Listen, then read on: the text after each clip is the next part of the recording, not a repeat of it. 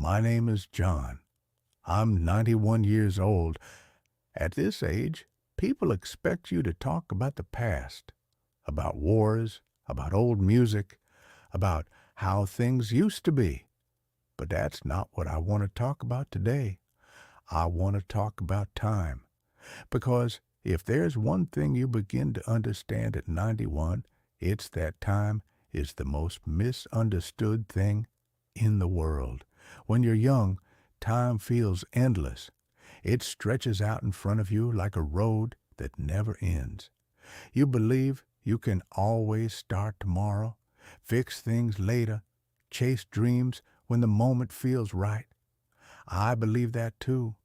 For most of my life, I was convinced I was doing everything correctly. I worked hard, built a respectable career, bought a house, raised 2 children. From the outside, my life looked like the kind people admire, but the truth is, I spent decades preparing for a life that I kept postponing.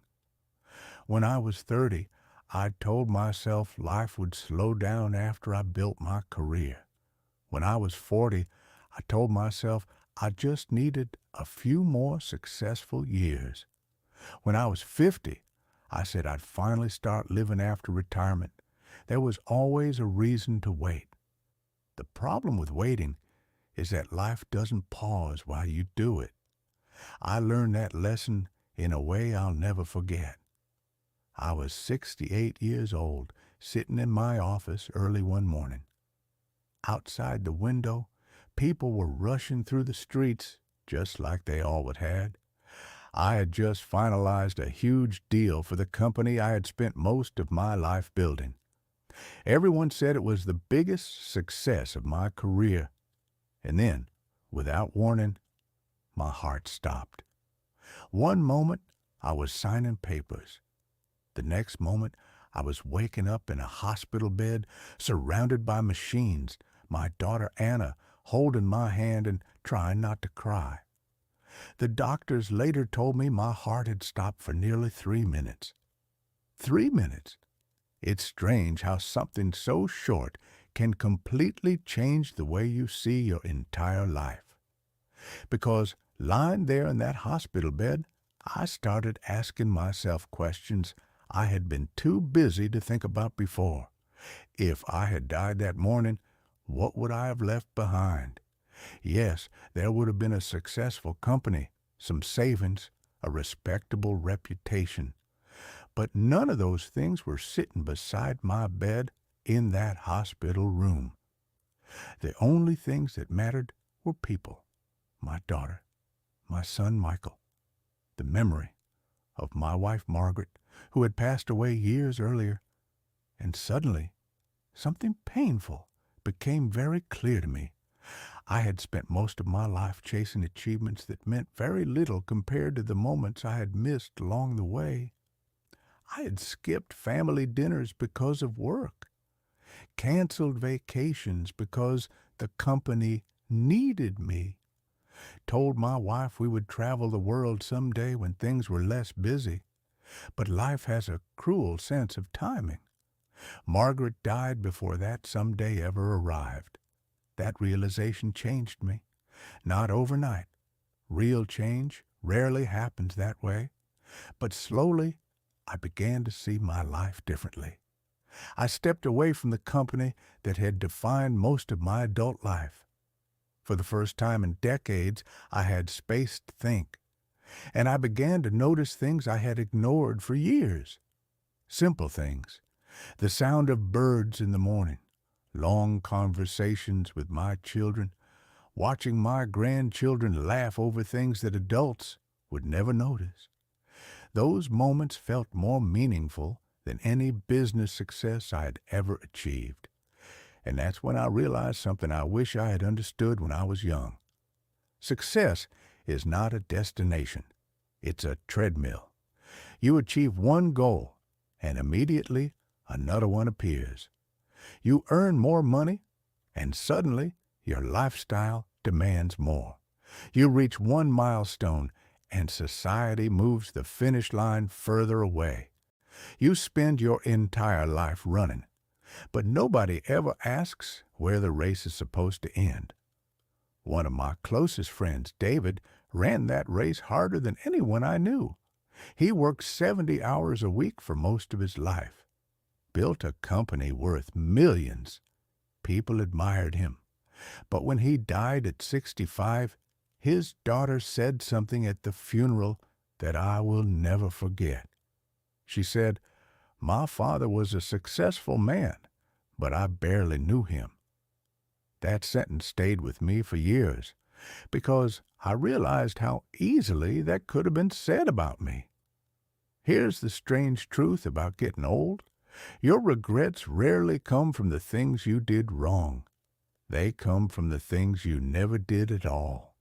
The trips you kept postponing, the friendships you let fade, the people you loved but never told often enough. You think those moments will always be available later, but time moves quietly. Parents grow older. Friends move away.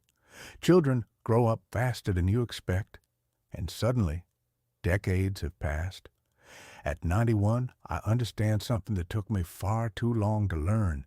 Life is not built from big achievements. It's built from small moments.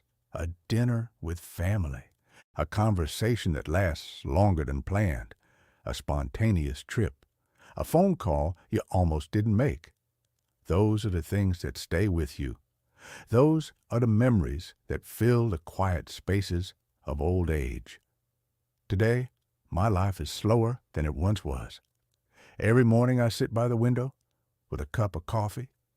Sometimes my grandchildren visit. They talk about their careers, their plans, their worries about the future. And I see the same patterns I once lived, the same belief that life will begin later.